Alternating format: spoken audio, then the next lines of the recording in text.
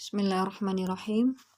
Alhamdulillahirabbil alamin wassalatu wassalamu ala asyrafil anbiya'i wal mursalin wa ala alihi wa ashabihi wa man tabi'ahum bi ihsanin ila yaumiddin. Amma ba'd. Alhamdulillah, kita lanjutkan kembali membacakan tafsir Ibnu Katsir ya, yakni surat Al-Ma'un, surat ke-107 ya, diturunkan di surat Makkiyah ya, yang terdiri dari 7 ayat ya, yang diturunkan setelah surat At-Takasur. Disebutkan di dalam tafsir ini bahwasanya Allah Ta'ala berfirman dalam surat Al-Ma'un ini ya, disebutkan Bismillahirrahmanirrahim, ara'aital ladzi yukadzibu biddin ya. Siapakah orang-orang yang mendustakan hari pembalasan? Ya, disebutkan, tidakkah kamu melihat? Ara'aita, tidakkah kamu melihat?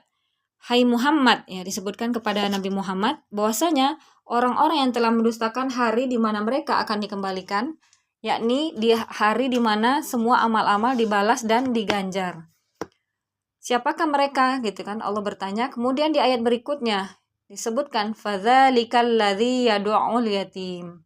Disebutkan yakni orang-orang yang menghardik anak yatim, yaitu orang-orang yang menguasainya kemudian menelantarkan haknya.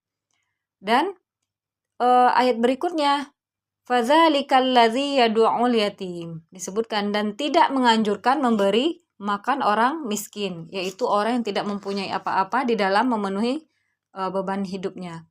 Kemudian ayat berikutnya fawailul lil musallin, disebutkan maka celakalah orang yang sholat ya, alladzina hum an sholatihim sahun ya, disebutkan celakalah orang yang sholat ya, orang yang lalai dari sholatnya. Diriwayatkan dari Sa'ad bin Abi Waqqas ya, disebutkan bahwasanya aku pernah bertanya kepada Rasulullah SAW tentang orang-orang yang lalai dari sholat mereka. Beliau menjawab, yaitu orang-orang yang mengakhirkan sholat sehingga keluar dari waktunya. Kemudian di ayat berikutnya disebutkan ya, orang-orang yang lalai tadi gitu ya, alladzina hum yura'un ya, disebutkan orang-orang yang riya ya. Yura'un itu orang-orang yang riya, sebagaimana dalam hadis disebutkan, barang siapa yang menyiarkan kepada orang lain tentang amal baiknya, maka Allah akan memperdengarkan amal orang itu kepada makhluknya, kemudian menghinakannya dan merendahkannya. Ini diriwayatkan oleh Imam Ahmad ya. Kemudian di hadis yang lain ya, disebutkan aku pernah sholat ya, disebutkan di sini oleh Hafiz Abu Ya'la al-Musilli ya, dalam musnadnya bahwa Abu Hurairah radhiyallahu an berkata, aku pernah sholat, kemudian datanglah seorang kepadaku dan aku bangga karena ibadahku itu. Aku ceritakan hal itu kepada Rasulullah SAW. Lalu beliau bersabda, kamu telah mendapatkan 2 pahala. Pahala karena beribadah dengan sembunyi-sembunyi dan pahala karena beribadah dengan terang-terangan. Nah, disebutkan di sini ya, di antara perkara yang berkaitan dengan firman Allah Ta'ala yang berbuat riya tadi, yakni bahwa orang yang beramal karena Allah semata kemudian diketahui oleh orang lain dan dikagumi, maka hal ini tidak termasuk riya ya. Kalau awalnya dia sudah ikhlas gitu ya, tidak riya, kemudian diketahui oleh orang lain tadi ya, sebagaimana tadi gitu ya, dan orang kagum karena itu gitu ya, itu bukan termasuk riya ya, sebagaimana yang disampaikan oleh hadis tadi ya. Orang yang kagum kepada sholat seorang sahabat tadi ya, aku pernah sholat kemudian datanglah seorang kepadaku dan aku bangga karena ibadahku itu.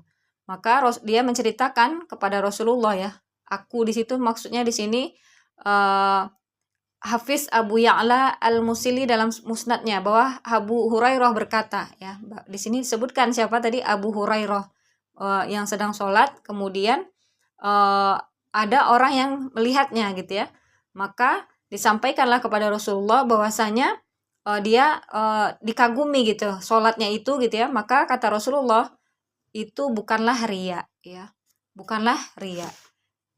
Jadi Allah Maha tahu ya niat dan maksud seseorang dalam beramal ya.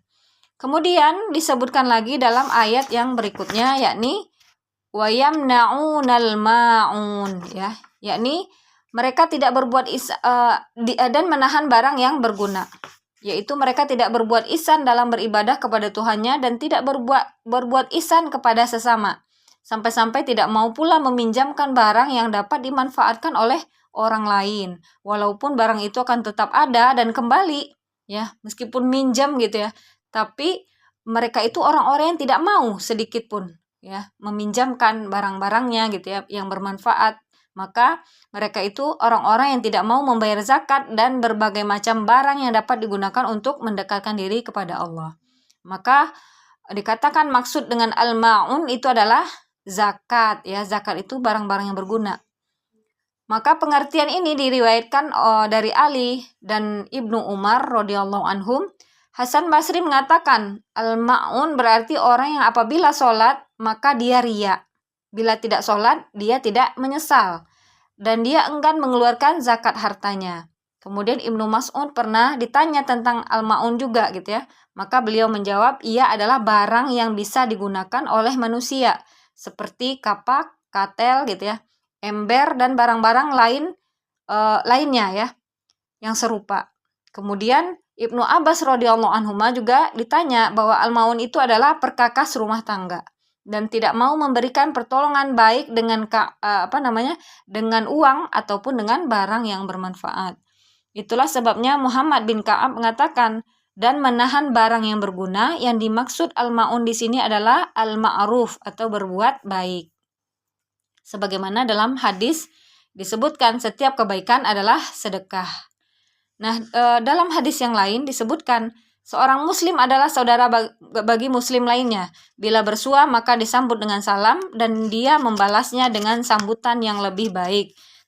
Serta dia tidak menahan al-maun, ya. Aku bertanya, apa al-maun itu? Ya Rasulullah, maka Rasulullah menjawab, batu, besi dan barang lain yang serupa. Ya. Demikianlah tafsir surah Al-Ma'un. Semoga bermanfaat. Alhamdulillahirabbil alamin. Wassalamualaikum warahmatullahi wabarakatuh.